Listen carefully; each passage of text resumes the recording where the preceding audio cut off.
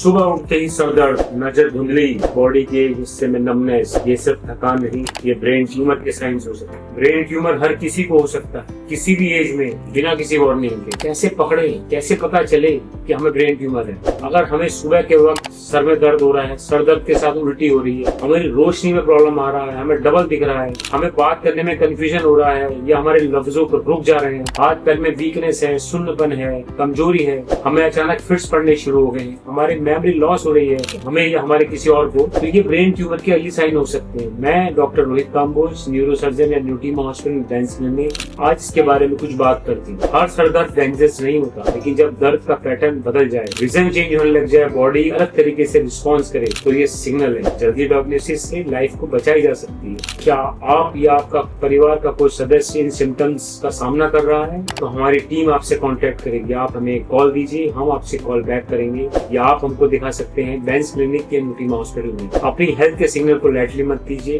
Brain tumour का early stage पर पकड़ना लाइफ चेंजिंग हो सकता है। ब्रेन ट्यूमर का ट्रीटमेंट कैसे होता है? ब्रेन ट्यूमर, अगर हम किसी में शक जाहिर करते हैं कि मरीज को ब्रेन ट्यूमर हो सकता है, तो सबसे पहले हम उसके सीटी स्कैन या एमआरआई करवाते हैं। एमआरआई और सीटी स्कैन से हमको ये पता चलता है कि ब्रेन ट्यूमर का लोकेशन क्या है, इसकी ग्रेड क्या है, ये क्या कैंसरस है कि नॉन कैंसरस है। इसके बारे में काफी हद तक हमें एमआरआई और सीटी स्कैन से पता चल जाता है। एमआरआई सीटी स्कैन के बाद हम मरीज की सर्जरी प्लान करते हैं। सर्जरी में अगर हम ये देखते हैं कि ट्यूमर को पूरा निकाला जा सकता है कि नहीं निकाला जा सकता, आजकल हमारे पास बहुत सारे ट्यूमर को निकालने के लिए एड्स हैं, जैसे माइक्रोस्कोप, नेविगेशन। इसके द्वारा हम लोग ट्यूमर को, मरीज को बिना किसी क्षति पहुंचाए ट्यूमर को निकाल देते हैं। उसके बाद उस ट्यूमर है उसको जांच के लिए भेजते हैं, जिसको कि बायोप्सी कहते हैं। बायोप्सी के आधार पर हमें ये पता चलता है कि ये मरीज जो ट्यूमर है ये कैंसरस है कि नॉन कैंसरस। अगर वो नॉन कैंसरस ट्यूमर है और पूरा निकल गया तो अपने आप को आप ट्यूमर फ्री समझिए। अगर वो कैंसरस ट्यूमर है तो हम जो बचा हुआ ट्यूमर का पोर्शन होता है उसको रेडियोथेरेपी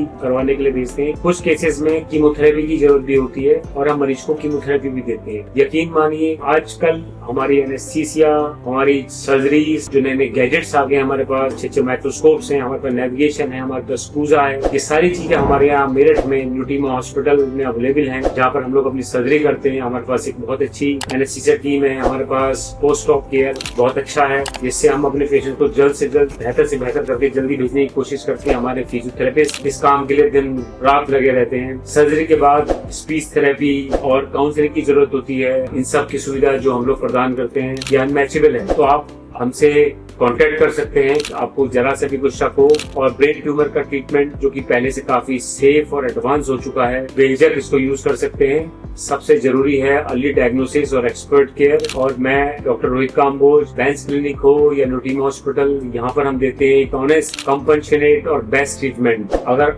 आपको या आपके किसी अपने को ब्रेन ट्यूमर का डाउट हो, कमेंट करिए या कांटेक्ट करें, हमारी टीम आपसे संपर्क करेगी। सेहत से समझौता नहीं, सही समय पर कदम उठाएं। धन्यवाद।